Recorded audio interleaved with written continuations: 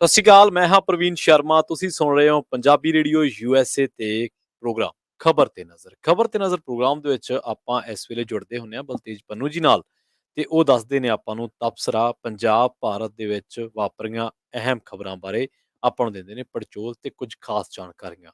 Programme ਦੇ ਵਿੱਚ ਅੱਗੇ ਵਧਾਂਗੇ ਪਰ ਉਸ ਤੋਂ ਪਹਿਲਾਂ ਧੰਨਵਾਦ ਸਾਡੇ ਸਪਾਂਸਰਸ ਦਾ ਜਿਹੜੇ ਜ਼ਰੀਆ ਬਣਦੇ ਨੇ ਇਹਨਾਂ ਪ੍ਰੋਗਰਾਮਾਂ ਨੂੰ ਤੁਹਾਡੇ ਤੱਕ ਪਹੁੰਚਾਉਣ ਦਾ। ਖਾਲਸਾ ਇੰਸ਼ੋਰੈਂਸ ਏਜੰਸੀ ਵਾਲੇ ਪਿਛਲੇ 25 ਸਾਲਾਂ ਤੋਂ ਭਰੋਸੇਯੋਗਤਾ ਦਾ ਦੂਜਾ ਨਾਂ ਤੇ ਵਧੀਆ ਸੇਵਾਵਾਂ ਦੇਣ ਦੇ ਲਈ ਜਾਣੇ ਜਾਂਦੇ ਨੇ। ਨੰਬਰ ਡਾਇਲ ਕਰ ਸਕਦੇ ਹੋ 408 272 2500। ਕਿਸੇ ਵੀ ਤਰ੍ਹਾਂ ਦੀ ਇੰਸ਼ੋਰੈਂਸ ਲੈਣ ਦੇ ਲਈ ਸੰਪਰਕ ਕਰ ਸਕਦੇ ਹੋ।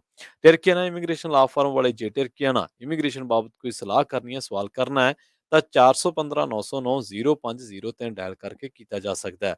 ਗੁਰਦੀਪ ਸਿੰਘ ਬਿਰਦੀ, ਕਲੋਵਿਸ, ਸਤਨਾਮ ਸਿੰਘ ਸ਼ੇਰਗਿੱਲ, ਰਵਿੰਦਰ ਹਲਵਾਰਾ ਸਿਲਮਾ, ਮਨਜੀਤ ਸਿੰਘ ਦੀਵਾਨਾ, ਬੂਟਾ ਸਿੰਘ ਰਾਣੀਪੁਰ ਫ੍ਰੈਜ਼ਨੋ, ਜਾਨੀ ਸਿੰਘ ਬਦਵਾਲ, ਪਿਆਰਾ ਸਿੰਘ, ਰਾਹੁਲ, ਗੁਰਪਾਲ ਗਿੱਲ ਸੈਕਰਾਮੈਂਟੋ, ਗੁਰਦੀਪ ਸਿੰਘ ਗਿੱਲ ਤੇ ਪਰਿਵਾਰ ਜਿਹੜਾ ਉਹ Yuba city, Mandeep Singh ਕਾਲੋਂ Modesto, Ravinder Singh, Pritam Singh Gill, Gurmeet Singh, Surinder Kaur ਤੇ ਬੇਕਰਸਫੀਲਡ, ਗੁਰਮੇਲ ਲਿੱਦੜ ਬੇਕਰਸਫੀਲਡ, ਮਨਦੀਪ ਸਿੰਘ, ਸਰਬਜੀਤ ਕੌਰ ਸੈਨ ਹੋਜ਼ੇ ਤੇ ਜ਼ੈਂਡਰ ਗਰੁੱਪ ਵਾਲੇ ਕਿਸੇ ਵੀ ਤਰ੍ਹਾਂ ਦਾ ਘਰ ਖਰੀਦਣਾ ਜਾਂ ਘਰ ਵੇਚਣਾ ਜਾਂ ਲੈਣਾ ਤੁਸੀਂ ਹੋਮ ਲੋਨ ਤਾਂ 855 905 2575 ਡਾਇਲ ਕਰਕੇ ਇਹਨਾਂ ਦੇ ਨਾਲ ਸੰਪਰਕ ਕੀਤਾ ਜਾ ਸਕਦਾ ਹੈ। ਜੁੜਦੇ ਹਾਂ ਬਲਤੇਜ ਪੰਨੂ ਜੀ ਨਾਲ, ਉਸ ਤੋਂ ਬਾਅਦ ਖਬਰਾਂ ਦੀ ਤਫਸੀਲ। ਪੰਨੂ ਸਾਹਿਬ ਸਤਿ ਸ਼੍ਰੀ ਅਕਾਲ ਜੀ, ਸਵਾਗਤ ਹੈ ਪੰਜਾਬੀ ਰੇਡੀਓ USA ਤੇ। ਸਤਿ ਸ਼੍ਰੀ ਅਕਾਲ ਪ੍ਰਵੀਨ, ਧੰਨਵਾਦ, ਬਹੁਤ ਮਿਹਰਬਾਨੀ ਜੀ। ਵਿਜੇ ਸਿੰਗਲਾ ਜੀ ਤੋਂ ਸ਼ੁਰੂਆਤ ਕਰ ਲਈਏ ਪੰਨੂ ਸਾਹਿਬ, ਖਬਰਾਂ ਦੀ ਤਫਸੀਲ ਦੀ ਜਾਂ ਕਹ ਲਓ ਤਬਸਰੇ ਦੀ। ਮੁਸ਼ਕਲਾਂ ਕਹਿੰਦੇ ਹੋਰ ਵੱਧ ਸਕਦੀਆਂ ਜੀ ਜੂ ਤਾਂ ਕਾਹਦੇ ਰਹਿ ਗਏ ਆ ਜੀ ਹੁਣ ਉਹ ਜੀ। ਕਿਉਂਕਿ ਵਿਜੇ ਸਿੰਗਲਾ ਹੀ ਆ ਇੱਕ ਇਹ ਸਟਾਇਰ ਸੋ ਵਾਲਾ ਜੀ ਹੈ ਕਿਉਂਕਿ ਹਾਂ ਇਹ ਸਟਾਰ ਵਾਲਾ ਜਿਹੜਾ ਜੀ ਹੈ ਜਾਂ ਜਿਹੜਾ ABC ਵਾਲਾ ਜਿਹੜਾ ਜੀ ਉਹ ਜੀ ਹੋ ਸਕਦਾ, ਹਾਂਜੀ। ਪੰਜਾਬੀ ਵਾਲਾ ਜੀ ਤਾਂ ਹੈ ਨਹੀਂ। ਸੋ ਵਿਜੇ ਸਿੰਗਲਾ ਦੀਆਂ ਜਿਹੜੀਆਂ ਮੁਸ਼ਕਲਾਂ ਨੇ ਉਹ ਵੱਧ ਸਕਦੀਆਂ ਨੇ। ਸਿਹਤ ਵਿਭਾਗ ਦੇ ਨਾਲ ਜਿਹੜੇ ਸੰਬੰਧਿਤ 60 ਤੋਂ ਵੱਧ ਜਿਹੜੇ ਟੈਂਡਰ ਨੇ ਉਹਨਾਂ ਦੀ ਜਿਹੜੀ ਆ ਉਹ ਛਾਣਬੀਣ ਕੀਤੀ ਜਾ ਰਹੀ ਹੈ ਔਰ ਪੰਜਾਬ ਭਵਨ ਦੇ ਕਮਰਾ ਨੰਬਰ 203 ਦੇ ਵਿੱਚ ਆਉਣ ਵਾਲੇ ਜਿਹੜੇ ਨੇ ਉਹਦਾ ਸਾਰਾ ਰਿਕਾਰਡ ਖੰਗਾਲਿਆ ਜਾ ਰਿਹਾ। ਸਿਹਤ ਵਿਭਾਗ ਨੇ ਕਈ ਤਰ੍ਹਾਂ ਦੀਆਂ ਮੈਡੀਸਨ, ਸਾਜੋ ਸਮਾਨ, ਕਿੱਟ, ਮਾਈਕਰੋਸਕੋਪ ਵਗੈਰਾ ਖਰੀਦ ਕੇ 51 ਟੈਂਡਰ ਕਾਲ ਕੀਤੇ ਸੀਗੇ। ਇਹਦੇ ਵਿੱਚ ਕੁਝ ਟੈਂਡਰ ਅਜੇ ਖੋਲੇ ਜਾਣੇ ਸੀਗੇ। ਟੈਂਡਰ 28 ਤੋਂ 29 ਫਰਮਾਂ ਨੂੰ ਦਿੱਤੇ ਗਏ ਆ। ਟੀਮ ਇਹਨਾਂ ਫਰਮਾਂ ਦੇ ਮਾਲਕਾਂ ਤੋਂ ਪੁੱਛਗਿੱਛ ਕਰ ਰਹੀ ਆ ਕਿ ਉਹਨਾਂ ਨੇ ਕਦੋਂ ਟੈਂਡਰ ਅਲਾਟ ਕੀਤੇ ਗਏ ਸੀਗੇ, ਟੈਂਡਰ ਦਾ ਸਟੇਟਸ ਕੋ ਕੀ ਆ, ਇਸ ਵੇਲੇ ਕਿੱਥੇ ਆ, ਇਹਦੇ ਵਿੱਚ ਕਿਹੜੇ ਲੋਕ ਜਿਹੜੇ ਉਹ ਸ਼ਾਮਲ ਸੀਗੇ। ਜਿਹੜੇ ਸਿੰਗਲਾ ਦੇ ਨਜ਼ਦੀਕੀ ਨੇ ਉਹਨਾਂ ਦੇ ਵਿੱਚ ਬੜੀ ਉਥਲ ਪੁਥਲ ਜਿਹੜੀ ਆ ਉਹ ਮਚੀ ਹੋਈ ਆ ਇਸ ਵੇਲੇ ਕਿ ਕਿਤੇ ਵਿਜੀਲੈਂਸ ਦੀ ਜਾਂਚ ਦਾ ਜਿਹੜਾ ਦਾਇਰਾ ਉਹਨਾਂ ਦੇ ਤੱਕ ਨਾ ਪਹੁੰਚ ਜਾਵੇ। ਸਿੰਗਲਾ ਦੇ ਕਾਰਜਕਾਲ ਦੇ ਦੌਰਾਨ ਜਿਹੜਾ 2 ਮਹੀਨੇ, 2.25 ਮਹੀਨੇ ਦਾ ਹੀ ਰਿਹਾ, ਉਹਦੀ ਜਾਂਚ ਦੀ ਦੇਖ ਰੇਖ ਮੁੱਖ ਮੰਤਰੀ ਭਗਵੰਤ ਮਾਨ ਹੁਰੀ ਆਪ ਕਰ ਰਹੇ ਆ ਔਰ ਉਹਨਾਂ ਦਾ ਫੋਕਸ ਜਿਹੜਾ ਉਹ ਜਾਂਚ ਛੇਤੀ ਪੂਰੀ ਕਰਵਾ ਕੇ ਜਿਹੜਾ ਇਹ ਕਿਸੇ ਤਣ ਪੱਤਣ ਲਾਉਣਾ ਔਰ ਇਸੇ ਕਰਕੇ ਉਹਨਾਂ ਨੇ ਮਹਿਕਮਾ ਆਪਣੇ ਕੋਲੇ ਰੱਖ ਲਿਆ ਕਿਉਂਕਿ 15 ਅਗਸਤ ਨੂੰ 75 ਜਿਹੜੇ ਮੁਹੱਲਾ ਕਲੀਨਿਕ ਨੇ ਉਹ ਖੋਲੇ ਜਾਣੇ ਨੇ।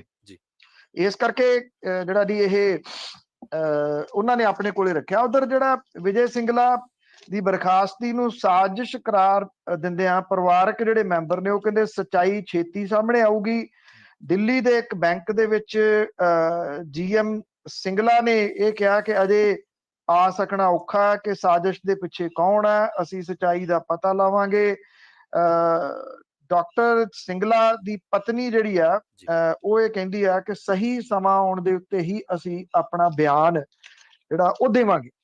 ਹੁਣ ਜੇ ਤਾਂ ਉਹ ਕਹਿੰਦੇ ਕਿ ਸੱਚਾਈ ਸਾਹਮਣੇ ਆ ਜਾਊਗੀ, ਫਿਰ ਸੱਚਾਈ ਨੂੰ ਤਾਂ ਯਾਦ ਕਰਨ ਦੀ ਲੋੜ ਨਹੀਂ ਹੁੰਦੀ ਜੀ, ਉਹ ਤਾਂ ਝੱਟ ਦੇਣੀ ਸਾਹਮਣੇ ਆ ਜਾਣੀ ਚਾਹੀਦੀ ਹੈ ਨਾ। ਉਧਰ ਜਿਹੜਾ ਵਿਜੇ ਸਿੰਗਲਾ ਇਲਾਕੇ ਦੇ ਵਿੱਚ ਇਹ ਚਰਚਾ ਵੱਡੇ ਪੱਧਰ ਦੇ ਉੱਤੇ ਛਿੜੀ ਆ, ਮਾਨਸਾ ਦੇ ਵਿੱਚ ਖਾਸ ਤੌਰ ਦੇ ਉੱਤੇ, ਕਿ ਉਹਦੇ ਜਿਹੜੇ ਨੇੜੇ ਵਾਲੇ ਨੇ ਉਹਨਾਂ ਦੇ ਮੋਬਾਈਲਾਂ ਦੀ ਜਾਂਚ ਸ਼ੁਰੂ ਕੀਤੀ ਗਈ ਆ। ਮਤਲਬ ਕਿ ਮੋਬਾਈਲ ਡਿਟੇਲ, ਕਾਲ ਡਿਟੇਲ ਜਿਹੜੀ ਆ ਉਹ ਕਢਾਈ ਜਾ ਰਹੀ ਆ। ਵਿਜੇ ਸਿੰਗਲਾ ਦਾ ਜਿਹੜਾ ਨਵਾਂ ਉਹਨੇ ਘਰ ਲਿਆ ਮਾਨਸਾ ਦੇ ਵਿੱਚ, ਉਹਦੇ ਉੱਤੇ ਵੀ ਪੁਲਿਸ ਦਾ ਪਹਿਰਾ ਇਸ ਕਰਕੇ ਆ ਕਿ ਕਿਤੇ ਲੋਕ ਉੱਥੇ ਉਹਦੇ ਘਰ ਨੂੰ ਨਾ ਜਿਹੜਾ ਉਹ ਪੈ ਜਾਣ, ਕਿਉਂਕਿ ਦੇਖਿਆ ਜਾਵੇ ਤਾਂ ਇਹ ਤਾਂ ਸਿੱਧੇ ਹੀ ਪੈ ਨਿਕਲੇ ਨਾ ਜੀ। ਮਤਲਬ ਕਿ ਕੁਝ ਪੇਸ਼ੈਂਸ ਹੋਣੀ ਬੰਦੇ ਦੇ ਵਿੱਚ ਚਾਹੀਦੀ ਆ। ਤੁਸੀਂ ਕੀ ਲੈ ਕੇ ਇਸ ਖੇਤਰ ਦੇ ਵਿੱਚ ਆਏ ਹੋ? ਡਾਕਟਰ ਲਫ਼ਜ਼ ਤੁਹਾਡੇ ਨਾਲ ਲੱਗਦਾ, ਮੈਨੂੰ ਨਹੀਂ ਲੱਗਦਾ ਕਿ ਸਿੰਗਲਾ ਸਾਹਿਬ ਨੂੰ ਕੋਈ ਮੁਸ਼ਕਲ ਹੋਊਗੀ ਘਰ ਦੇ ਖਰਚੇ ਚਲਾਉਣ ਦੇ ਵਾਸਤੇ, ਪਰ ਉਹਨਾਂ ਨੇ ਆਪਣੇ 2 ਲਿਆ ਕੇ ਭਾਣਜੇ ਉਹ ਬਠਿੰਡੇ ਤੋਂ ਦੋਨੋਂ ਦੇ ਦੋਨੋਂ OSD ਲਾ ਲਏ। 2 ਭੈਣਾਂ ਦੇ ਵਿੱਚੋਂ ਇੱਕ ਮੁੰਡਾ ਉਹਨਾਂ ਦਾ ਜਿਹੜਾ ਸੀ ਇੱਥੇ ਲੈ ਆਂਦਾ।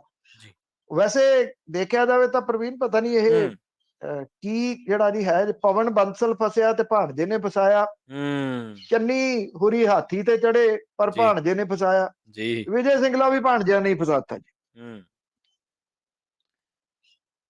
ਜੀ ਬਿਲਕੁਲ। ਯਾਸਿਨ ਮਲਿਕ ਦੀ ਗੱਲ ਕਰੀਏ ਪੰਨੂ ਸਾਹਿਬ, ਸਖਤ ਸਜ਼ਾ ਤੇ ਵਾਦੀ ਦੇ ਵਿੱਚ ਸਜ਼ਾ ਜਿਵੇਂ ਹੁੰਦੀ ਹੈ ਤੇ ਵਾਦੀ ਦੇ ਵਿੱਚ ਨਵੀਂ ਚਰਚਾ ਛਿੜ ਜਾਂਦੀ ਹੈ ਜੀ। ਯਾਸਿਨ ਮਲਿਕ ਜਿਹੜਾ ਜੇ ਦੇਖਿਆ ਜਾਵੇ ਤਾਂ ਬੜਾ ਪੁਰਾਣਾ ਜਿਹੜਾ ਉਹ ਜੁੜਿਆ ਹੋਇਆ, ਔਰ ਕਿਸੇ ਵੇਲੇ ਬਿਨਾਂ ਕਿਸੇ ਸ਼ੱਕ ਦਾ ਉਹਦਾ ਨਾਮ ਗਰਮ ਦਲੀਆਂ ਦੇ ਵਿੱਚ ਆਉਂਦਾ ਹੁੰਦਾ ਸੀ। ਬੜੇ ਤੱਤੇ ਬਿਆਨ ਉਹਦੇ ਹੁੰਦੇ ਸੀਗੇ, ਪੜ੍ਹਿਆ ਲਿਖਿਆ ਵਿਅਕਤੀ ਆ। ਹੁਣ ਉਹਨੂੰ ਜਿਹੜਾ UAPA ਤੇ IPC ਦੀਆਂ ਵੱਖ-ਵੱਖ ਧਾਰਾਵਾਂ ਦੇ ਤਹਿਤ ਬੜੀ ਸਖਤ ਸਜ਼ਾ ਸੁਣਾਈ ਗਈ ਆ। ਹਾਲਾਂਕਿ NIA ਨੇ ਫਾਂਸੀ ਦੀ ਸਜ਼ਾ ਉਹਦੇ ਵਾਸਤੇ ਮੰਗੀ ਸੀਗੀ। ਯਾਸਿਨ ਮਲਿਕ ਨੂੰ ਦਹਿਸ਼ਤ ਦੀ ਫੰਡਿੰਗ ਕੇਸ ਦੇ ਮਾਮਲੇ ਦੇ ਵਿੱਚ NIA ਦੀ ਵਿਸ਼ੇਸ਼ ਅਦਾਲਤ ਨੇ ਉਮਰ ਕੈਦ ਦੀ ਸਜ਼ਾ ਜਿਹੜੀ ਉਹ ਸੁਣਾਈ ਆ ਤੇ 10 ਲੱਖ ਰੁਪਏ ਜੁਰਮਾਨਾ ਕੀਤਾ। ਯਾਸਿਨ ਮਲਿਕ ਨੂੰ ਧਾਰਾ 121 ਮੁਲਕ ਦੇ ਖਿਲਾਫ ਜੰਗ ਛੇੜਨ ਤੇ ਧਾਰਾ 17 ਦਹਿਸ਼ਤੀ ਕਾਰਵਾਈਆਂ ਲਈ ਫੰਡ ਇਕੱਠੇ ਕਰਨ ਦੇ ਤਹਿਤ ਉਮਰ ਕੈਦ ਦੀ ਸਜ਼ਾ ਸੁਣਾਈ ਗਈ ਆ। ਸਾਰੀਆਂ ਸਜ਼ਾਵਾਂ ਨਾਲੋਂ ਨਾਲ ਚੱਲਣਗੀਆਂ। ਦਹਿਸ਼ਤੀ ਫੰਡਿੰਗ ਕੇਸ ਸਜ਼ਾ ਦਾ ਐਲਾਨ ਪਟਿਆਲਾ ਹਾਊਸ ਕੋਰਟ ਦੇ ਵਿੱਚ ਕੀਤਾ ਗਿਆ ਔਰ ਯਾਸਿਨ ਮਲਿਕ ਨੇ ਅਦਾਲਤ ਨੂੰ ਇਹ ਕਿਹਾ ਕਿ ਮੈਂ ਕਿਸੇ ਵੀ ਦੋਸ਼ ਲਈ ਮਾਫੀ ਨਹੀਂ ਮੰਗਣੀ। ਕੇਸ ਇਸ ਅਦਾਲਤ ਦੇ ਸਾਹਮਣੇ ਆ, ਮੈਂ ਫੈਸਲਾ ਅਦਾਲਤ ਤੇ ਛੱਡਦਾ। ਜੇ ਮੈਂ ਪਿਛਲੇ 28 ਸਾਲਾਂ 'ਚ ਕਿਸੇ ਦਹਿਸ਼ਤੀ ਸਰਗਰਮੀ ਜਾਂ ਹਿੰਸਾ 'ਚ ਸ਼ਾਮਲ ਰਿਹਾ ਤਾਂ ਜੇ ਭਾਰਤੀ ਇੰਟੈਲੀਜੈਂਸ ਇਹ ਸਾਬਤ ਕਰ ਦਿੰਦੀ ਹੈ ਤਾਂ ਮੈਂ ਸਿਆਸਤ ਛੱਡ ਦਊਂਗਾ, ਮੈਂ ਫਾਂਸੀ ਸਵੀਕਾਰ ਕਰ ਲੂੰਗਾ। ਮੈਂ 7 ਪ੍ਰਧਾਨ ਮੰਤਰੀਆਂ ਦੇ ਨਾਲ ਕੰਮ ਜਿਹੜਾ ਉਹ ਕੀਤਾ ਹੈ। ਜਿਹੜੀ NIA ਸੀ ਉਹਨੇ ਅਦਾਲਤ ਨੂੰ ਇਹ ਕਿਹਾ ਕਿ ਯਾਸਿਨ ਮਲਿਕ ਕਸ਼ਮੀਰੀ ਪੰਡਤਾਂ ਦੀ ਵਾਦੀ ਦੇ ਵਿੱਚੋਂ ਹਿਜਰਤ ਦੇ ਵਾਸਤੇ ਜ਼ਿੰਮੇਵਾਰ ਹੈ। ਉਹਨੂੰ ਸਿੱਧਾ ਜਿਹੜਾ ਉਹ ਜ਼ਿੰਮੇਵਾਰ ਠਹਿਰਾਇਆ ਗਿਆ ਇਹਦੇ ਵਾਸਤੇ। ਕੇਂਦਰੀ ਜਾਂਚ ਏਜੰਸੀ ਨੇ ਯਾਸਿਨ ਮਲਿਕ ਨੂੰ ਫਾਂਸੀ ਦੀ ਸਜ਼ਾ ਦੀ ਜਿਹੜੀ ਉਹ ਮੰਗ ਕੀਤੀ ਸੀ। ਇਹਦੇ ਨਾਲ ਜਿਹੜਾ ਇੱਕ ਵੱਡਾ ਜਿਹੜਾ ਜੀ ਉਹ ਚਰਚਾ ਤਾਂ ਛਿੜ ਪਿਆ। ਜਿਹੜੇ ਸਮਰਥਕਾਂ ਉਹਦੇ ਯਾਸਿਨ ਮਲਿਕ ਦੇ ਸਮਰਥਕਾਂ ਤੇ ਸੁਰੱਖਿਆ ਫੋਰਸਸ ਜਿਹੜੀਆਂ ਨੇ ਉਹਨਾਂ ਦੇ ਵਿਚਾਲੇ ਝੜਪਾਂ ਵੀ ਹੋਈਆਂ ਨੇ ਸ੍ਰੀਨਗਰ ਦੇ ਵਿੱਚ ਔਰ ਅਥਰੂ ਗੈਸ ਦੇ ਗੋਲੇ ਵੀ ਸੁੱਟੇ ਗਏ ਨੇ। ਪਾਕਿਸਤਾਨ ਵੀ ਇਸ ਮਾਮਲੇ ਦੇ ਵਿੱਚ ਕੁੱਦਿਆ ਔਰ ਪਾਕਿਸਤਾਨ ਦੇ ਪ੍ਰਧਾਨ ਮੰਤਰੀ ਨੇ ਟਵੀਟ ਕੀਤਾ ਕਿ ਭਾਰਤ ਦੇ ਵਿੱਚ ਯਾਸਿਨ ਮਲਿਕ ਨੂੰ ਸਰੀਰਕ ਤੌਰ ਦੇ ਉੱਤੇ ਜੇਲ੍ਹ ਦੇ ਵਿੱਚ ਕੈਦ ਕੀਤਾ ਜਾ ਸਕਦਾ ਪਰ ਆਜ਼ਾਦੀ ਸੰਬੰਧੀ ਉਹਦੇ ਦਿੱਤੇ ਵਿਚਾਰਾਂ ਨੂੰ ਨਹੀਂ।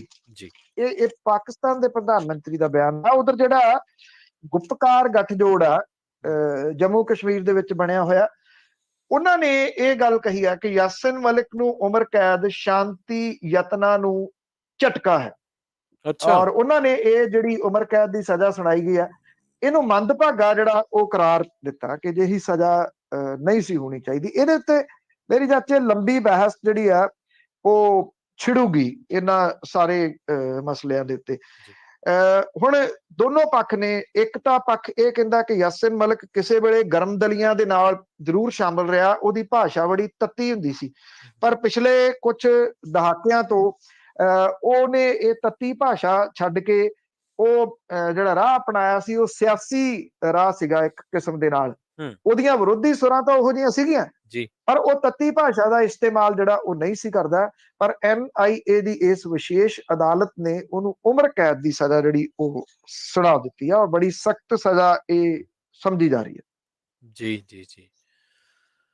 ਸੰਗਰੂਰ ਦੀ ਜ਼ਿਮਨੀ ਚੋਣ 23 ਜੂਨ ਨੂੰ ਹੋਣੀ ਹੈ ਪੰਨੂ ਸਾਹਿਬ, ਤਰੀਕ ਮਿਲ ਗਈ ਹੈ ਤੇ ਉਧਰ ਦੂਜੇ ਪਾਸੇ ਸਿਆਸਤ ਵੀ ਸ਼ੁਰੂ ਹੋ ਗਈ ਹੈ। ਕਹਿੰਦੇ ਵੜਿੰਗ ਸਾਹਿਬ ਵੀ ਕਹੀ ਜਾਂਦੇ ਸੀ ਜਾਖੜ ਸਾਹਿਬ ਨੂੰ ਕਿ ਤੁਸੀਂ ਨਵੇਂ BJP ਦੇ ਵਿੱਚ ਗਏ ਆ ਤੇ ਮਾੜਾ ਜਿਹਾ ਜੋਰਿਸ ਮੈਚ ਇੱਥੇ ਵੀ ਕਰ ਲਓ ਜੀ। ਸੰਗਰੂਰ ਦੀ ਜਿਹੜੀ ਲੋਕ ਸਭਾ ਹੈ ਬੜੀ ਇੰਟਰਸਟਿੰਗ ਰਹੂਗੀ ਚੋਣ। ਇੱਕ ਤਾਂ ਜਦੋਂ 14 ਦੇ ਵਿੱਚ ਚੋਣਾਂ ਹੋਈਆਂ ਤੇ ਜਿਹੜੇ ਇਸ ਵੇਲੇ ਮੌਜੂਦਾ ਮੁੱਖ ਮੰਤਰੀ ਨੇ ਭਗਵੰਤ ਮਾਨ ਹੋਰੀ, ਉਹਨਾਂ ਨੇ ਇੱਕ ਵੱਡੇ ਮਾਰਜਨ ਦੇ ਨਾਲ ਇਹ ਚੋਣ ਜਿੱਤੀ ਸੀ, ਉਹ ਵੀ ਘਾਗ ਸਿਆਸਤਦਾਨਾਂ ਨੂੰ ਖੁੱਡੇ ਲਾਈਨ ਲਾ ਕੇ। ਘਾਗ ਸਿਆਸਤਦਾਨਾਂ ਦੇ ਵਿੱਚ ਸੁਖਦੇਵ ਸਿੰਘ ਢੀਂਡਸਾ ਸ਼ਾਮਲ ਸਨ, ਵਿਜੇ ਇੰਦਰ ਸਿੰਗਲਾ ਸ਼ਾਮਲ ਸਨ। ਈਵਨ 14 ਦੀ ਚੋਣ ਦੇ ਵਿੱਚ ਐਸਾ ਹਾਰੇ ਸੁਖਦੇਵ ਢੀਂਡਸਾ ਕਿ ਮੁੜ ਕੇ ਪੈਰਾ ਸਿਰ ਨਹੀਂ ਹੋ ਸਕੇ, ਔਰ ਉਹਨਾਂ ਨੇ ਆਪਣੇ ਟੋਟਕਿਆਂ ਦੇ ਨਾਲ ਇਹ ਚੋਣ ਜਿੱਤੀ ਸੀ ਬਿਨਾਂ ਕਿਸੇ ਸ਼ੱਕ ਦੇ। 14 ਦੇ ਵਿੱਚ ਆਮ ਆਦਮੀ ਪਾਰਟੀ ਬੜੀ ਚਰਚਿਤ ਸੀਗੀ ਉਦੋਂ। ਅਜੇ ਜਿਹੜੇ ਅਰਵਿੰਦ ਕੇਜਰੀਵਾਲ ਹੋਈ ਨਵੇਂ ਆਏ ਸੀਗੇ। ਮੈਂ ਉਹ ਚੋਣ ਨੂੰ ਕਵਰ ਕਰਦਿਆਂ ਹੋਇਆ ਉਦੋਂ ਇਹ ਸੰਗਰੂਰ ਲੋਕ ਸਭਾ ਹਲਕੇ ਨੂੰ ਬਹੁਤ ਨੇੜਿਓਂ ਦੇਖਿਆ। ਪਿੰਡਾਂ ਦੇ ਬਹੁਤ ਲੰਮਾ ਚੌੜਾ ਹਲਕਾ ਹੈ, ਇੱਧਰ ਪਟਿਆਲੇ ਦੇ ਨਾਲ ਆ ਲੱਗਦਾ, ਉਧਰ ਉਹ ਬਰਨਾਲਾ ਪੂਰੇ ਦਾ ਪੂਰਾ ਇਹਦੇ ਵਿੱਚ ਜਿਹੜਾ ਉਹ ਆ ਜਾਂਦਾ। ਔਰ ਕਿੱਥੋਂ ਤੱਕ ਜਿਹੜਾ ਮੋਗੇ ਨੂੰ ਹਾਈਵੇ ਜਾਂਦਾ ਉੱਥੋਂ ਤੱਕ ਜਿਹੜਾ ਇਹ ਕਾਫੀ ਹੱਦ ਉਹਦੀ ਜਿਹੜੀ ਆ ਜਾਂਦੀ, ਭਦੌੜ ਵਗੈਰਾ ਸਾਰੇ ਇਹ ਹਲਕੇ ਇਹਦੇ ਵਿੱਚ ਸ਼ਾਮਲ ਨੇ ਜੀ। ਔਰ ਬਹੁਤ ਥੋੜਾ ਲੰਬਾ ਹੈ ਇਹ, ਲੰਬਾਈ ਦੇ ਵਿੱਚ ਜਿਹੜਾ ਚੌੜਾਈ ਦੇ ਵਿੱਚ ਉਹਨਾਂ ਨਹੀਂ, ਪਰ ਲੰਬਾਈ ਦੇ ਵਿੱਚ ਬਹੁਤ ਲੰਬਾ। ਮਾਲਵੇ ਦੇ ਬਹੁਤ ਵੱਡੇ ਪਿੰਡ ਇਹਦੇ ਵਿੱਚ ਆਉਂਦੇ ਆ।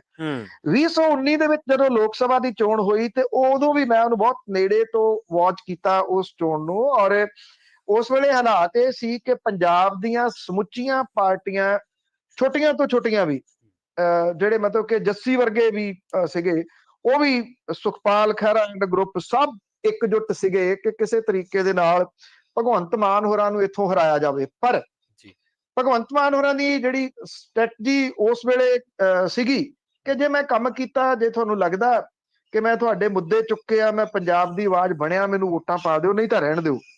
ਸੰਗਰੂਰ ਵਾਲਿਆਂ ਨੇ ਉਹ ਮਾਣ ਜਿਹੜਾ ਸੀ ਉਹ ਤੋੜਿਆ ਨਹੀਂ।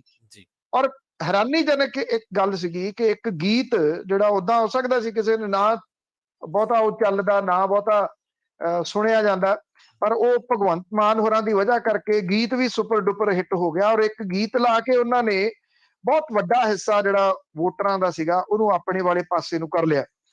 ਸੰਗਰੂਰ ਲੋਕ ਸਭਾ ਹਲਕੇ ਵਾਲੇ ਜਿਹੜੇ ਆ ਉਹ ਇਹ ਸਮਝਦੇ ਆ ਕਿ ਉਹਨਾਂ ਨੇ ਇੱਕ ਅਜਿਹੇ ਵਿਅਕਤੀ ਨੂੰ ਚੁਣਿਆ ਜਿਹਨੇ ਕਿ ਪੰਜਾਬ ਦੇ ਇਸ਼ੂਜ਼ ਨੂੰ ਭਾਰਤ ਦੀ ਪਾਰਲੀਮੈਂਟ ਦੇ ਵਿੱਚ ਬੜੇ ਜ਼ੋਰਦਾਰ ਤਰੀਕੇ ਦੇ ਨਾਲ ਆਪਣੀਆਂ 2 ਟਰਮਾਂ ਦੇ ਵਿੱਚ ਚੁੱਕਿਆ। ਔਰ ਇਹਦੇ ਵਿੱਚ ਕੋਈ ਸ਼ੱਕ ਵਾਲੀ ਗੱਲ ਨਹੀਂ, ਰਿਕਾਰਡ ਬੋਲਦੇ ਨੇ, ਉਹ ਔਨ ਰਿਕਾਰਡ ਜਿਹੜੇ ਆ ਉਹ ਚੈੱਕ ਕੀਤਾ ਜਾ ਸਕਦਾ। ਜਦੋਂ ਹੁਣ ਚੋਣਾਂ ਹੋਈਆਂ 22 ਦੀਆਂ ਤੇ ਉਹਦੇ ਵਿੱਚ ਆਮ ਆਦਮੀ ਪਾਰਟੀ ਨੇ ਭਗਵੰਤ ਮਾਨ ਹੋਰਾਂ ਨੂੰ ਸੀਐਮ ਫੇਸ ਬਣਾਤਾ, ਔਰ ਫਿਰ ਪਾਰਟੀ ਨੂੰ ਬਹੁਤ ਵੱਡੀ ਜਿੱਤ ਪ੍ਰਾਪਤ ਹੋਈ। ਔਰ ਉਹਦੇ ਵਿੱਚ ਬਹੁਤ ਵੱਡਾ ਇੱਕ ਰੋਲ ਭਗਵੰਤ ਮਾਨ ਹੋਰਾਂ ਦਾ ਸੀਗਾ। ਜਿਹੜੀਆਂ ਵੋਟਾਂ ਪਈਆਂ ਉਹਨਾਂ ਦੇ ਮੂੰਹ ਨੂੰ ਬਹੁਤ ਸਾਰੀਆਂ ਵੋਟਾਂ ਪਈਆਂ ਜੀ, ਬਿਨਾਂ ਕਿਸੇ ਸ਼ੱਕ ਦੇ। ਬਾਕੀ ਫੈਕਟਰ ਵੀ ਸੀਗੇ ਉਹਦੇ ਵਿੱਚ, ਉਹਨਾਂ ਤੋਂ ਇਨਕਾਰ ਨਹੀਂ ਕੀਤਾ ਜਾ ਸਕਦਾ, ਪਰ ਇੱਕ ਵੱਡਾ ਫੈਕਟਰ ਜਿਹੜਾ ਇਹੀ ਸੀਗਾ।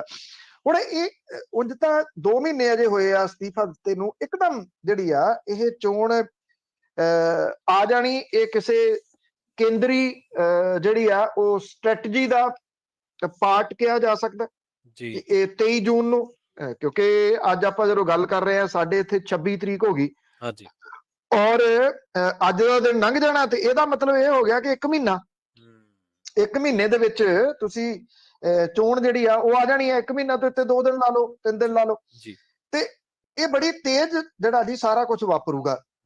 ਔਰ ਇਹ ਨਹੀਂ ਹੈਗਾ ਕਿ ਬਹੁਤ ਸਾਰੀਆਂ ਸੀਟਾਂ ਦੇ ਉੱਤੇ ਜ਼ਿਮਨੀ ਚੋਣਾਂ ਹੋਣੀਆਂ ਨੇ।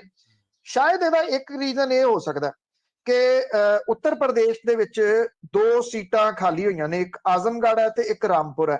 ਇਹ ਦੋਵੇਂ ਸੀਟਾਂ ਯੂਪੀ ਦੇ ਵਿੱਚ ਸਮਾਜਵਾਦੀ ਪਾਰਟੀ ਦੇ ਆਗੂ ਅਖਿਲੇਸ਼ ਯਾਦਵ ਤੇ ਮੁਹੰਮਦ ਆਜ਼ਮ ਖਾਨ ਦੇ ਅਸੈਂਬਲੀ ਚੋਣਾਂ ਜਿੱਤਣ ਕਰਕੇ ਖਾਲੀ ਹੋਈਆਂ ਨੇ। ਭਾਰਤੀ ਜਨਤਾ ਪਾਰਟੀ ਇਹ ਸਮਝਦੀ ਹੈ ਕਿ ਨਵੀਂ ਸਰਕਾਰ ਉੱਤਰ ਪ੍ਰਦੇਸ਼ ਦੇ ਵਿੱਚ ਬਣੀ ਆ, ਬਿਨਾਂ ਕੋਈ ਡਿਲੇ ਕੀਤੇ ਤੋਂ ਇਹ ਲੋਕ ਸਭਾ ਦੀਆਂ ਸੀਟਾਂ ਉੱਥੋਂ ਜਿੱਤੀਆਂ ਜਾਣ, ਤੇ ਉਹਦੇ ਵਿੱਚ ਸੰਗਰੂਰ ਵਾਲੀ ਵੀ ਜਿਹੜੀ ਉਹ ਆ ਗਈ ਜੀ। ਸੰਗਰੂਰ ਦੇ ਵਿੱਚ ਵੈਸੇ ਤਾਂ ਜਿਹੜੇ ਲਗਾਤਾਰ ਚੋਣਾਂ ਹਾਰਦੇ ਆ ਰਹੇ ਸਿਮਰਨਜੀਤ ਸਿੰਘ ਮਾਨ ਹੋਰਾਂ ਨੇ ਤਾਂ ਐਲਾਨ ਕੀਤਾ ਕਿ ਉਹ ਉੱਥੋਂ ਚੋਣ ਲੜਨਗੇ, ਜਾਂ ਇਹ ਕਹਿ ਲਓ ਕਿ ਇੱਕ ਵਾਰੀ ਹੋਰ ਜ਼ਮਾਨਤ ਜਿਹੜੀ ਉਹ ਆਪਣੀ ਜ਼ਬਤ ਕਰਾਉਣਗੇ। ਬਾਕੀ ਜਿਹੜੀਆਂ ਪਾਰਟੀਆਂ ਨੇ ਮੁਸ਼ਕਲ ਉਹਨਾਂ ਦੇ ਵਾਸਤੇ ਵੀ ਜਿਹੜੀ ਉਹ ਬਣਨੀ ਆ। ਇੱਕ ਜਿਹੜੀ ਮੈਂਬਰ ਪਾਰਲੀਮੈਂਟ ਦੀ ਜਿਹੜੀ ਮਾਫ ਕਰਨਾ ਵਿਧਾਨ ਸਭਾ ਦੀ ਚੋਣ ਹੈ ਉਹ ਰਜਿੰਦਰ ਨਗਰ ਦੀ ਦਿੱਲੀ ਦੀ ਵੀ ਇਹਦੇ ਵਿੱਚ ਸ਼ਾਮਲ ਹੈ, ਜਿਹੜੀ ਕਿ ਰਾਘਵ ਚੱਡਾ ਦੇ ਰਾਜ ਸਭਾ ਮੈਂਬਰ ਚੁਣੇ ਜਾਣ ਤੋਂ ਬਾਅਦ ਹੋਈ ਹੈ। ਕੁਝ ਜਿਹੜੇ ਸੂਬਿਆਂ ਦੀਆਂ ਚੋਣਾਂ ਹੋਰ ਵੀ ਨੇ, ਜਿਹਦੇ ਵਿੱਚ ਝਾਰਖੰਡ ਦੀ ਮੰਦਰ, ਆਂਧਰਾ ਪ੍ਰਦੇਸ਼ ਦੀ ਆਤਮਾਕੁਰ, ਤ੍ਰਿਪੁਰਾ ਦੀ ਅਗਰਤਲਾ, ਟਾਊਨ ਬੋਰਡੋਵਾਲੀ ਤੇ ਸੁਰਮਾ ਤੇ ਯੁਵਰਾਜ ਨਗਰ ਇਹਦੇ ਵਿੱਚ ਸ਼ਾਮਲ ਨੇ। ਵੋਟਾਂ ਦੀ ਗਿਣਤੀ 26 ਜੂਨ ਨੂੰ ਹੋਊਗੀ। ਜ਼ਿਮਨੀ ਚੋਣ ਲਈ ਨੋਟੀਫਿਕੇਸ਼ਨ 30 ਮਈ ਨੂੰ ਜਾਰੀ ਕੀਤਾ ਜਾਊਗਾ। ਬੜਾ ਕੁਇਕ ਜਿਹੜਾ ਜੀ ਇਹ ਹੋਣਾ ਜੀ।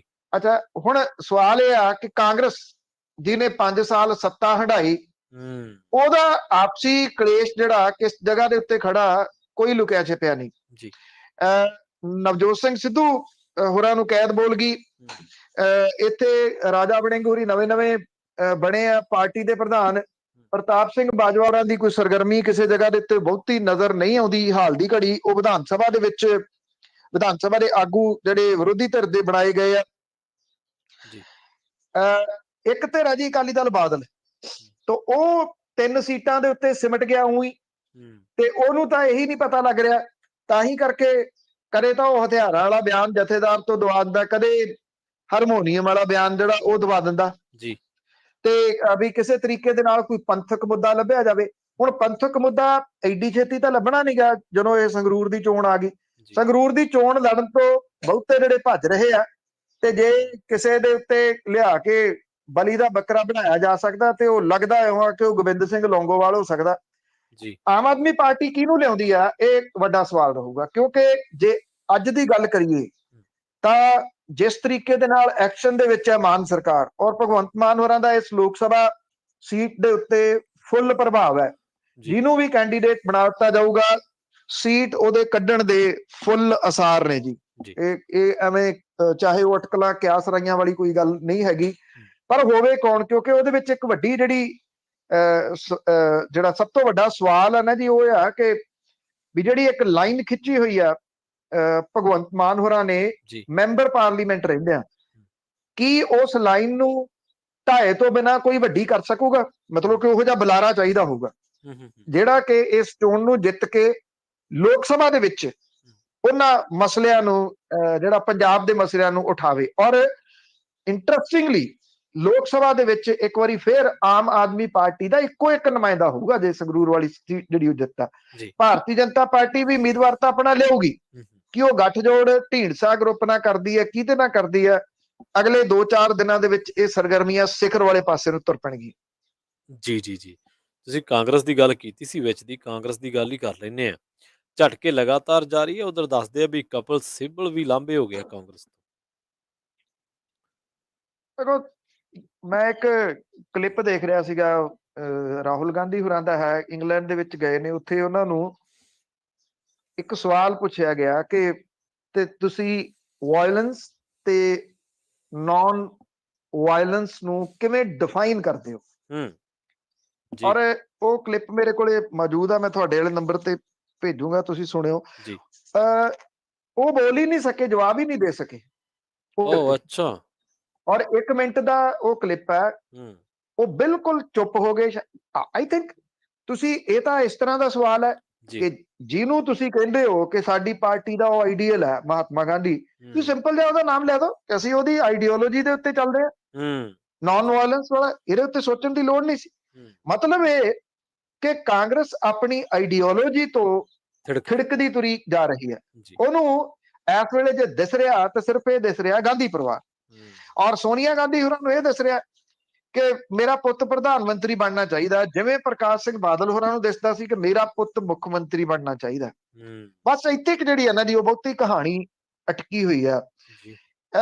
ਕਪਿਲ ਸਿੱਬਲ ਦਾ ਕਾਂਗਰਸ ਨੂੰ ਛੱਡਣਾ, ਪਤਾ ਨਹੀਂ ਹੁਣ ਕਾਂਗਰਸ ਦੇ ਵਾਸਤੇ ਕਿੱਡਾ ਕਿ ਇਹ ਝਟਕਾ ਮੰਨਿਆ ਜਾ ਰਿਹਾ। ਕਪਿਲ ਸਿੱਬਲ ਕਿਸੇ ਵੇਲੇ ਕਾਂਗਰਸ ਦੇ ਸਟ੍ਰੈਟਜੀ ਮੇਕਰਸ ਦੇ ਵਿੱਚੋਂ ਇੱਕ ਹੁੰਦੇ ਸੀਗੇ। ਡਾਕਟਰ ਮਨਮੋਹਨ ਸਿੰਘ ਹੋਰਾਂ ਦੀ ਸਰਕਾਰ ਦੇ ਵਿੱਚ ਉਹ ਮੰਤਰੀ ਰਹੇ, ਸੁਪਰੀਮ ਕੋਰਟ ਦੇ ਪ੍ਰਸਿੱਧ ਵਕੀਲ ਨੇ, ਰਾਜ ਸਭਾ ਦੇ ਵਿੱਚ ਉਹ ਮੁੱਦਿਆਂ ਨੂੰ ਉਠਾਉਂਦੇ ਰਹੇ ਆ, ਚੰਗੇ ਸਪੀਕਰ ਨੇ। ਉੱਤਰ ਪ੍ਰਦੇਸ਼ ਤੋਂ ਉਹ ਰਾਜ ਸਭਾ ਦੇ ਮੈਂਬਰ ਸੀ ਪਹਿਲਾਂ। ਹੁਣ ਉੱਤਰ ਪ੍ਰਦੇਸ਼ ਦੇ ਵਿੱਚ ਕਾਂਗਰਸ ਅੱਗੇ ਜੀ ਖੁੱਡੇ ਲਾਏ, ਉਹਦੇ ਕੋਲੇ ਇੰਨੇ ਮੈਂਬਰ ਹੀ ਨਹੀਂ ਹੈਗੇ ਕਿ ਉਹ ਰਾਜ ਸਭਾ ਦਾ ਕੋਈ ਉਮੀਦਵਾਰ ਉੱਥੋਂ ਬਣਾ ਸਕੇ ਜੀ। ਤੇ ਕਪਿਲ ਸਿੱਬਲ ਹੋਰਾਂ ਨੇ ਛੱਡਿਆ ਖਹਿੜਾ ਤੇ ਸਮਾਜਵਾਦੀ ਪਾਰਟੀ ਦੇ ਵੱਲੋਂ ਉਹਨਾਂ ਨੇ ਆਜ਼ਾਦ ਉਮੀਦਵਾਰ ਦੇ ਤੌਰ ਦੇ ਉੱਤੇ ਰਾਜ ਸਭਾ ਦੇ ਪੇਪਰ ਫਾਈਲ ਕਰਤੇ। ਇਹ ਕਿਹਾ ਜਾ ਰਿਹਾ ਹੈ ਕਿ ਕਪਿਲ ਸਿੱਬਲ ਕਿਉਂਕਿ ਚੰਗੇ ਬੁਲਾਰੇ ਸੀ, ਉਹਨਾਂ ਦੇ ਕੋਲੇ ਆਪਸ਼ਨ ਵਾਵਾ ਸੀ। ਇੱਕ ਤਾਂ ਉਹਨਾਂ ਨੂੰ ਬਿਹਾਰ ਦੇ ਵਿੱਚ ਜਿਹੜੀ ਰਾਸ਼ਟਰੀ ਜਨਤਾ ਦਲ ਹੈ, ਜਿਹੜੀ ਲਾਲੂ ਪ੍ਰਸਾਦ ਯਾਦਵ ਹੋਰਾਂ ਵਾਲੀ ਪਾਰਟੀ, ਉਹ ਵੀ ਕਹਿੰਦੀ ਸੀ, ਸੈਨਤਾ ਮਾਰਦੀ ਵੀ ਸਿੱਬਲ ਸਾਹਿਬ ਇਧਰੋਂ ਬਿਹਾਰ ਤੋਂ ਭਰ ਲਓ, ਤੁਹਾਨੂੰ ਰਾਜ ਸਭਾ ਦੇ ਵਿੱਚ ਅਸੀਂ ਲਿਜਾਨੇ ਆ। ਉਧਰ ਝਾਰਖੰਡ ਤੋਂ ਝਾਰਖੰਡ ਮੁਕਤੀ ਮੋਰਚਾ ਵਾਲੇ ਕਹਿੰਦੇ ਸੀਗੇ ਕਪਿਲ ਸਿੱਬਲ ਸਾਡੇ ਵੱਲੋਂ ਆ ਜਾਏ, ਅਸੀਂ ਰਾਜ ਸਭਾ ਦਿੰਨੇ ਆ, ਕਿਉਂਕਿ ਇਹ ਪਾਰਟੀਆਂ ਇਹ ਸਮਝਦੀਆਂ ਨੇ ਕਿ ਉਹਨਾਂ ਨੂੰ ਰਾਜ ਸਭਾ ਦੇ ਵਿੱਚ ਬੁਲਾਰਿਆਂ ਦੀ ਮਾਫ ਕਰਨਾ ਬੁਲਾਰਿਆਂ ਦੀ ਲੋੜ ਹੈ। ਪਰ ਸਵਾਲ ਇਹ ਹੈ ਕਿ ਕੀ ਕਾਂਗਰਸ ਨੂੰ ਬੁਲਾਰਿਆਂ ਦੀ ਲੋੜ ਨਹੀਂ ਹੈ? ਇਹ ਸਭ ਤੋਂ ਵੱਡਾ ਜਿਹੜਾ ਉਹ ਸਵਾਲ ਹੈ। ਉਹ ਕਿਉਂ ਇੱਕ ਇੱਕ ਕਰਕੇ ਜਿਹੜੇ ਨੇ ਉਹਨੂੰ ਛੱਡਦੇ ਤੁਰੇ ਜਾ ਰਹੇ ਨੇ। ਕਪਿਲ ਸਿੱਬਲ ਦਾ ਵੀ ਜਿਹੜਾ ਉਹ ਛੱਡ ਜਾਣਾ ਕਿਤੇ ਨਾ ਕਿਤੇ ਇਹ ਵੱਡਾ ਝਟਕਾ ਹੈ ਕਾਂਗਰਸ ਦੇ ਵਾਸਤੇ। ਹਾਂ, ਇੰਨਾ ਹੈ ਕਿ ਹੁੰਦਾ ਇਹ ਰਿਹਾ ਵੀ ਜਿਹੜਾ ਕਾਂਗਰਸ ਨੂੰ ਛੱਡਦਾ ਉਹ ਭਾਜਪਾ ਦੇ ਵਿੱਚ ਚਲੇ ਜਾਂਦਾ, ਪਰ ਕਪਿਲ ਸਿੱਬਲ ਭਾਜਪਾ ਦੇ ਵਿੱਚ ਨਹੀਂ ਗਏ। ਉਹਨਾਂ ਸਮਾਜਵਾਦੀ ਪਾਰਟੀ ਦੇ ਵੱਲੋਂ ਰਾਜ ਸਭਾ ਦੀ ਸੀਟ ਦੇ ਵਾਸਤੇ ਆਪਣੀ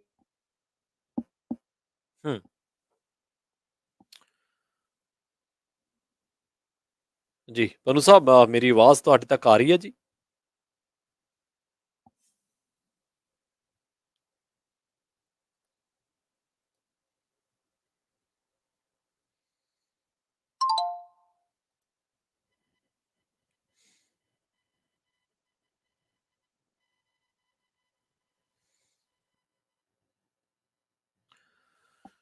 ਅਸੀਂ ਕੋਸ਼ਿਸ਼ ਕਰ ਰਹੇ ਹਾਂ ਕਿ ਪਨੂ ਸਾਹਿਬ ਦੁਬਾਰਾ ਆਪਣੇ ਨਾਲ ਜੁੜ ਸਕਣ। ਤੁਸੀਂ ਪੰਜਾਬੀ ਰੇਡੀਓ USA ਨਾਲ ਇਸੇ ਤਰ੍ਹਾਂ ਜੁੜੇ ਰਹੋ।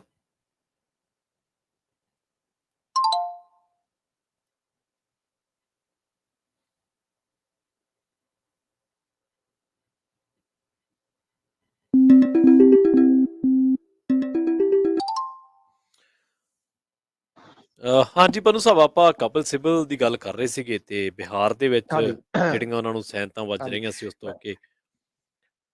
ਹਾਂ, ਮੈਂ ਕਿਹਾ ਝਾਰਖੰਡ ਮੁਕਤੀ ਮੋਰਚਾ ਵੀ ਉਹਨਾਂ ਨੂੰ ਇਹ ਕਹਿ ਰਿਹਾ ਸੀ, ਪਰ ਉਹ ਸਮਾਜਵਾਦੀ ਪਾਰਟੀ ਦੇ ਵੱਲੋਂ ਉਮੀਦਵਾਰ ਬਣ ਗਏ ਨੇ। ਬੇਸ਼ੱਕ ਉਹਨਾਂ ਨੇ ਇਹ ਕਾਗਜ਼ ਆਜ਼ਾਦਾਨਾ ਤੌਰ ਦੇ ਉੱਤੇ ਭਰੇ ਆ। ਉਹ ਕਹਿੰਦੇ ਮੈਂ ਤਾਂ 16 ਤਰੀਕ ਨੂੰ ਹੀ ਛੱਡ ਦਿੱਤੀ ਸੀਗੀ ਕਾਂਗਰਸ, ਤੇ ਅਖਿਲੇਸ਼ ਯਾਦਵ ਹੋਰੀ ਉਹਨਾਂ ਦੇ ਨਾਲ ਕਾਗਜ਼ ਭਰਾਉਣ ਗਏ ਆ, ਇਸ ਕਰਕੇ ਉਹਨਾਂ ਨੂੰ ਕੋਈ ਮੁਸ਼ਕਲ ਦਰਪੇਸ਼ ਨਹੀਂ ਆਉਣੀ।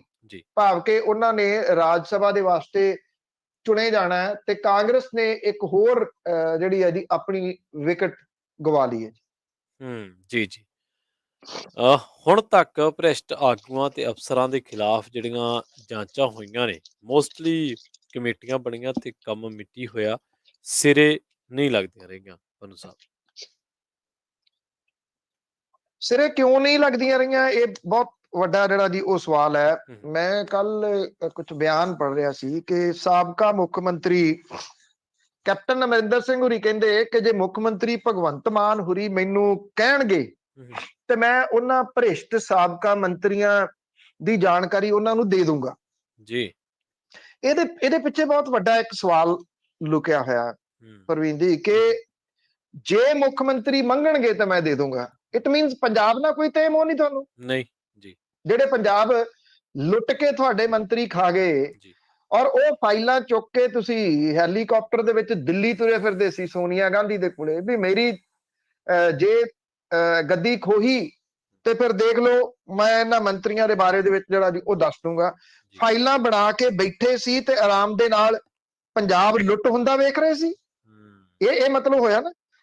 ਇਸ ਕਰਕੇ ਹੁੰਦਾ ਕੀ ਰਿਹਾ ਜੀ, ਜਦੋਂ ਤੁਹਾਨੂੰ ਜੇ ਯਾਦ ਹੋਵੇ ਤਾਂ 2002 ਤੋਂ ਲੈ ਕੇ 7 ਤੱਕ ਜਿਹੜੀ ਸੀਗੀ ਸਰਕਾਰ ਕੈਪਟਨ ਅਮਰਿੰਦਰ ਸਿੰਘ ਦੀ, ਉਦੋਂ ਬਾਅਦ ਜਦੋਂ 7 ਦੇ ਵਿੱਚ ਸਰਕਾਰ ਆਉਂਦੀ ਹੈ ਅਕਾਲੀ ਦਲ ਬਾਦਲ ਦੀ, ਤਾਂ ਇਹਨਾਂ ਨੇ ਆਉਂਦਿਆਂ ਸਾਰ ਮਾਮਲੇ ਕੁਝ ਦਰਜ ਕੀਤੇ, ਕਿਉਂਕਿ 2002 ਦੇ ਵਿੱਚ ਕੈਪਟਨ ਅਮਰਿੰਦਰ ਸਿੰਘ ਨੇ ਆ ਕੇ ਇੱਕ ਮਾਮਲਾ ਦਰਜ ਕੀਤਾ ਸੀਗਾ ਸੁਖਬੀਰ ਸਿੰਘ ਬਾਦਲ ਤੇ ਪ੍ਰਕਾਸ਼ ਸਿੰਘ ਬਾਦਲ ਹੋਰਾਂ ਦੇ ਉੱਤੇ।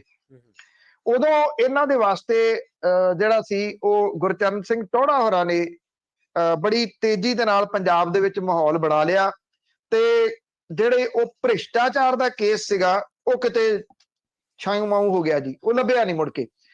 ਜਿਹੜੇ ਅਫਸਰਾਂ ਨੇ ਬਾਦਲ ਪਰਿਵਾਰ ਦੇ ਉੱਤੇ ਕੇਸ ਬਣਾਇਆ ਸੀ, ਉਹਨਾਂ ਹੀ ਅਫਸਰਾਂ ਨੇ ਜਦੋਂ ਕੈਪਟਨ ਅਮਰਿੰਦਰ ਸਿੰਘ ਦੀ ਸਰਕਾਰ ਜਿਹੜੀ ਸੀ ਉਹ ਚਲੇਗੀ ਤੇ ਉਹਨਾਂ ਨੇ ਕੈਪਟਨ ਅਮਰਿੰਦਰ ਸਿੰਘ ਦੇ ਉੱਤੇ ਕੇਸ ਬਣਾਏ ਜੀ। ਔਰ ਉਹਨਾਂ ਕੇਸਾਂ ਨੂੰ ਵਾਪਸ ਕਿਵੇਂ ਲਿਆ ਗਿਆ ਉਹ ਸਭ ਨੂੰ ਪਤਾ ਹੈ, ਕਿਵੇਂ ਉਹ ਕੇਸ ਕੀਤੇ ਗਏ, ਕਿਵੇਂ ਵਾਪਸ ਲਿਆ ਗਿਆ। ਜਿਹੜੀ 75-25 ਵਾਲੀ ਖੇਡ ਦੀ ਗੱਲ ਨਵਜੋਤ ਸਿੰਘ ਸਿੱਧੂ ਕਰਦੇ ਸੀ, ਉਹ ਐਕਚੁਅਲੀ ਇਹੀ ਸੀਗੀ ਕਿ ਮਿਲ ਕੇ ਖੇਡਿਆ ਜਾਂਦਾ ਸੀਗਾ ਵੀ ਦੇਖ ਲਓ ਉਦੋਂ ਅਸੀਂ ਤੁਹਾਨੂੰ ਬਚਾਇਆ ਸੀ, ਹੁਣ ਤੁਸੀਂ ਸਾਨੂੰ ਬਚਾ ਦਿਓ। ਇੱਥੋਂ ਸਾਰੀ ਜਿਹੜੀ ਕਹਾਣੀ ਹੈ ਨਾ ਉੱਥੇ ਉਹ ਰਹੀ ਹੈ। ਜਿਹੜਾ ਭ੍ਰਿਸ਼ਟਾਚਾਰ ਰੋਕੂ ਐਕਟ ਹੈ, ਇਹਦੇ ਅਧੀਨ ਫੌਜਦਾਰੀ ਜਿਹੜੇ ਮਾਮਲੇ ਨੇ ਉਹਨਾਂ ਦੇ ਵਿੱਚ ਪੁਲਿਸ ਦੀ ਕਾਰਵਾਈ ਹੁੰਦੀ ਤਾਂ ਰਹੀ ਹੈ, ਪਰ ਕੀ ਉਹ ਅੰਜਾਮ ਤੱਕ ਪਹੁੰਚਦੇ ਰਹੇ ਨੇ, ਇਹ ਬੜਾ ਵੱਡਾ ਜਿਹੜਾ ਉਹ ਸਵਾਲ ਹੈ। ਜੇ ਆਪਾਂ ਪਿਛਲੇ 20 ਸਾਲਾਂ ਦੀ ਗੱਲ ਕਰ ਲਈਏ ਤੇ 3 ਸਾਬਕਾ ਮੁੱਖ ਮੰਤਰੀਆਂ, ਦਰਜਨ ਦੇ ਕਰੀਬ ਮੰਤਰੀਆਂ, ਸਾਬਕਾ ਮੰਤਰੀਆਂ, ਹੁਣ ਤੁਸੀਂ ਕੱਲ ਵਿਧਾਇਕਾਂ ਤੇ ਅਫਸਰਾਂ ਦੇ ਖਿਲਾਫ ਕੇਸ ਤਾਂ ਦਰਜ ਹੋਏ, ਪਰ ਕਾਰਵਾਈ ਕਿਸੇ ਤਣ ਪੱਤਣ ਲੱਗੀ ਹੋਈ ਨਹੀਂ।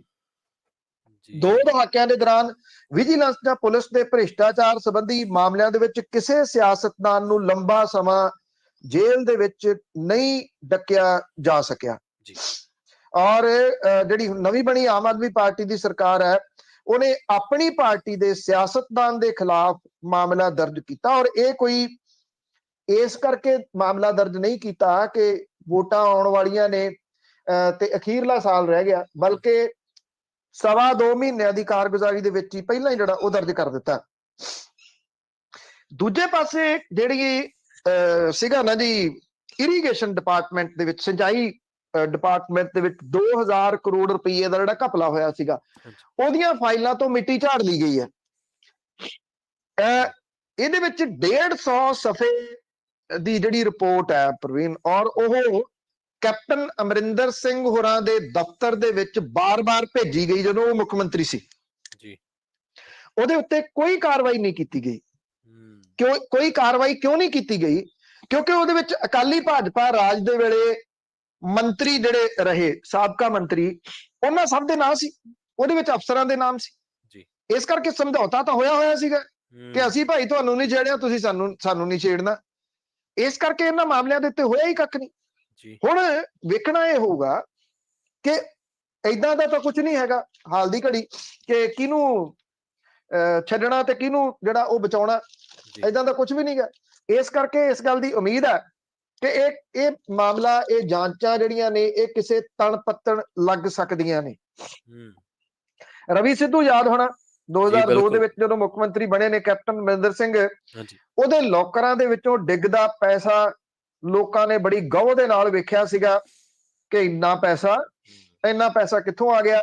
ਉਸ ਤੋਂ ਬਾਅਦ ਪ੍ਰਕਾਸ਼ ਸਿੰਘ ਬਾਦਲ, ਸੁਖਬੀਰ ਸਿੰਘ ਬਾਦਲ, ਸੁਰਿੰਦਰ ਕੌਰ ਬਾਦਲ, ਅਕਾਲੀ ਦਲ ਦੇ ਨਾਲ ਸੰਬੰਧਿਤ ਸਾਬਕਾ ਮੰਤਰੀਆਂ ਦੇ ਖਿਲਾਫ ਕੇਸ ਦਰਜ ਕੀਤੇ ਗਏ। 7 ਦੇ ਵਿੱਚ ਜਦੋਂ ਅਕਾਲੀ ਭਾਜਪਾ ਫੇਰ ਕਾਬਜ ਹੋ ਗਏ ਤਾਂ ਵਿਜੀਲੈਂਸ ਨੇ ਆਪਣੇ ਗਵਾਹ ਜਿਹੜੇ ਸੀਗੇ ਉਹਨਾਂ ਨੇ ਮੁੱਕਰਨਾ ਸ਼ੁਰੂ ਕਰ ਦਿੱਤਾ, ਸਾਰੇ ਦੇ ਸਾਰੇ ਮੁੱਕਰ ਗਏ। ਕੈਪਟਨ ਅਮਰਿੰਦਰ ਸਿੰਘ ਤੇ ਉਹਦੇ ਸਲਾਹਕਾਰ ਤੇ ਕਾਂਗਰਸ ਦੇ ਮੰਤਰੀਆਂ ਦੇ ਖਿਲਾਫ ਵੀ ਮਾਮਲੇ ਦਰਜ ਹੋਏ। ਭਰਤਿੰਦਰ ਚਹਿਲ ਵਾਲਾ ਮਾਮਲਾ ਕਿਸੇ ਨੂੰ ਭੁੱਲਿਆ ਭਲਾ? ਸਾਬਕਾ ਮੁੱਖ ਮੰਤਰੀ ਰਜਿੰਦਰ ਕੌਰ ਭੱਠਲ ਦੇ ਖਿਲਾਫ ਵੀ ਮਾਮਲਾ ਦਰਜ ਹੋਇਆ। ਗੁਲਜ਼ਾਰ ਸਿੰਘ ਰਣੀਕੇ ਦੇ ਖਿਲਾਫ ਮਾਮਲਾ ਦਰਜ ਹੋਇਆ। ਕਾਂਗਰਸ ਸਰਕਾਰ ਵੇਲੇ ਸਾਧੂ ਨਾਂ ਦੇ ਵਿਅਕਤੀ ਨੂੰ ਕਲੀਨ ਚਿੱਟ ਦਿੱਤੀ ਗਈ। ਵਿਜੀਲੈਂਸ ਨੇ 2 IPS ਅਧਿਕਾਰੀਆਂ ਸਣੇ ਉਹਨਾਂ ਨੂੰ ਵੀ ਭ੍ਰਿਸ਼ਟਾਚਾਰ ਦੇ ਦੋਸ਼ਾਂ ਤੋਂ ਜਿਹੜਾ ਉਹ ਮੁਕਤ ਕੀਤਾ। ਸਵਾਲ ਇਹ ਸੀਗਾ ਜੀ ਕਿ ਇਹ ਮਿਲ ਮਿਲਾ ਕੇ ਖੇਡਦੇ ਰਹੇ, ਲੋਕਾਂ ਦੀਆਂ ਅੱਖਾਂ ਦੇ ਵਿੱਚ ਘੱਟਾ ਪਾਉਂਦੇ ਰਹੇ। ਇਹ ਬਿਲਕੁਲ ਸਹੀ ਹੈ ਕਿ ਹੁਣ ਤੱਕ ਦਾ ਰਿਕਾਰਡ ਇਹ ਕਹਿੰਦਾ ਕਿ ਜਿਹੜੇ ਮਾਮਲੇ ਸਿਆਸਤਦਾਨਾਂ ਦੇ ਉੱਤੇ ਜਾਂ ਭ੍ਰਿਸ਼ਟ ਅਫਸਰਾਂ ਦੇ ਉੱਤੇ ਦਰਜ ਕੀਤੇ ਜਾਂਦੇ ਰਹੇ, ਉਹਨਾਂ ਨੂੰ ਕਿਸੇ ਤਣ ਪੱਤਣ ਨਹੀਂ ਲਾਇਆ ਜਾ ਸਕਿਆ। ਵਿਜੇ ਸਿੰਗਲਾ, ਜੇ ਆਪਾਂ ਪਹਿਲਾਂ ਗੱਲ ਕੀਤੀ ਸੀ, ਵਿਜੇ ਸਿੰਗਲਾ ਵਾਲਾ ਮਾਮਲਾ, ਇਹ ਚੈਲੰਜ ਮੌਜੂਦਾ ਸਰਕਾਰ ਦੇ ਵਾਸਤੇ ਹੋਊਗਾ ਇਸ ਪੱਖੋਂ ਕਿ ਉਹ ਇਹਨੂੰ ਕਿਸ ਜਗ੍ਹਾ ਲਿਜਾ ਕੇ ਛੱਡਦੀ ਹੈ ਕਿ ਪਹਿਲਾਂ ਵਾਲੇ ਮਾਮਲਿਆਂ ਵਰਗਾ ਇਹਦਾ ਹਾਲ ਤਾਂ ਨਹੀਂ ਹੋਊਗਾ।